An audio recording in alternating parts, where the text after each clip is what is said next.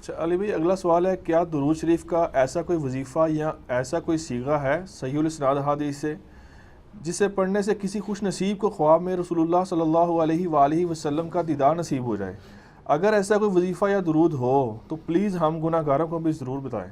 Please ہم گناہ گاروں کی زبان نہ کھلوائیں۔ بزرگوں نے بہت ساری چیزیں لکھی ہوئی ہیں، سب کہانی ہے، کوئی ایسا درود نہیں ہے۔ اور یہ خواب میں زیارت کوئی ایک ایسی چیز نہیں ہے کہ کوئی ایک بندہ جو ہے وہ مطلب وہ تھوڑی سی ایفرٹ پٹ کر کے تو وہ کوئی اس کا ٹکٹ نکل آئے گا، یعنی پوری سیریل ٹکٹوں کی خرید لے تو ایک تو نکل ہی آئے گا بانڈ۔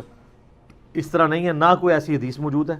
اللہ تعالیٰ جب چاہے کسی کو زیارت کروا سکتا ہے، لیکن آپ زیارت کر بھی لیں گے تو کسی کام کی نہیں ہے، کیونکہ اگر آپ بریلوی ہیں تو دیوبندی کہیں گے بریلوی کو زیارت ہو ہی نہیں سکتی، اور دیوبندی ہیں تو کہیں گے بریلوی کو زیارت ہو نہیں سکتی، بریلوی کہیں گے دیوبندی کو نہیں۔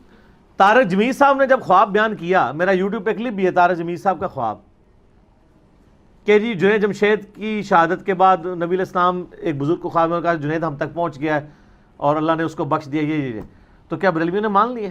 اگر بریلوی یہ مان لیں کہ جنید جمشید بخشا گیا ہے تو بریلوی کہیں گے ہماری بخشش کہاں سے ہونی ہے، ہم تو اس کو گمراہ سمجھتے ہیں، اس کے تو عقیدے خراب تھے۔ ٹھیک ہے، تو پھر بریلوی اپنے خواب کیوں دھوس سے منوانا چاہتے ہیں؟ یہ ہے ہی سب جعلی کام ہے۔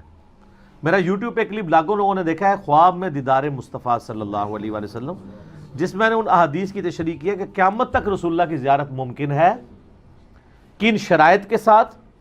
اہل حدیث کا موقف غلط ہے کہ صرف صحابہ دیکھ سکتے ہیں۔ میں نے مسلم شریف سے، ابو داؤد سے واقعات دکھائے ہیں احادیث کی کتابوں میں کہ محدثین کو، تابعین، تبع تابعین، ان کے بعد کے لوگوں کو بھی نبی علیہ السلام کی خواب میں زیارت ہوئی ہے، پاسبل ہے۔ تو یہاں پہ ایک بندے کو اگر خواب آئے اپنے فرقے کے پوائنٹ آف ویو سے، وہ دوسرے کو ریجیکٹ کر دیتا ہے۔ اس لیے خوابوں پہ بنیاد نہیں، نہ کوئی ایسا طریقہ ہے خواب میں زیارت ہونے کا۔ ہاں درود شریف آپ کثرت سے پڑھیں۔ جامعہ ترمذی میں حدیث ہے، قیامت والے دن سب سے زیادہ میرے قریب وہ شخص ہوگا جس نے دنیا میں سب سے زیادہ مجھ پہ درود پڑھا ہوگا، اللہم صلی علی محمد وعلی آل محمد۔ آپ اس کی ایفرٹ کریں، اللہ سے دعا کریں، اگر اللہ تعالیٰ نے زیارت کروانی ہوئی تو ہوگی۔ باقی صحابہ کرام میں بھی چند ایک لوگ ہیں جنہوں نے نبی علیہ السلام کو خواب میں وفات کے بعد دیکھا ہے، اور آپ دیکھ لیں کوئی اس طرح چیزیں رپورٹ نہیں ہوتی ہیں، بعد میں تو لہن لگی ہوئی ہے۔ ٹھیک ہے، اتنے واقعات ہیں۔ وہ ٹھیک ہے، درنے والوں سے اگر آپ کی کوئی ذاتی کوئی دشمنی ہے تو علیحدہ بات ہے، درنے والوں کے علاوہ بھی بات کر رہے ہیں، درنے والوں کا نام نہ لیں۔ ٹھیک ہے، درنے والوں کے خواب کا جو لوگ مذاق اڑا رہے ہیں، ان کے اپنے جب بزرگ تھے اس وقت تو کسی نے نہیں کوئی مذاق اڑائے، کسی فیس بک کے اوپر مذاق نہیں اڑایا، کسی پہ نہیں اڑایا۔ اب زرد پگڑی کا بھی مذاق اڑا رہے ہیں، جب الیاس قادری صاحب زرد پگڑی باندھتے تھے کسی نے زرد پگڑی کو دوستیوں کا، ہندوؤں کا لباس نہیں کہا۔ یہ کام ہو رہے ہوتے ہیں نا پولیٹیکل اختلاف میں، مذہب کی آڑ میں، یہ اپنے غصے نکال رہے ہوتے ہیں، اس کا دین سے کوئی تعلق نہیں ہوتا۔ تو ٹھیک ہے میرے بھائی، یہ کہتے ہیں جی وہ مولانا فضل الرحمان صاحب کی شکل میں نبی علیہ السلام نظر آئے ہیں، لے جی لے لیں جواب اس کا بھی۔ الیاس قادری صاحب کے مکتبے سے انہوں نے کتاب خود چھاپی ہے اپنے ایک بزرگ کے بارے میں۔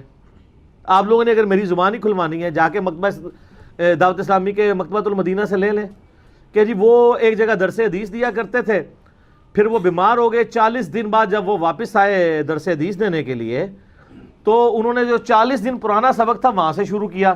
تو شاگرد کہنے لگے کہ سر یہ جو آپ نے کل جہاں سبق ختم کیا تھا وہاں سے شروع کریں۔ انہوں نے کہا میں تو کل آیا ہی نہیں تھا ادھر، مجھے تو 40 دن بعد میں آ رہا ہوں۔ انہوں نے کہا سر یہ جو 40 دن پرانا سبق ہے یہ آپ نے ہمیں 40 دن پہلے پڑھایا تھا، کل تو آپ نے یہاں تک پہنچے ہوئے تھے۔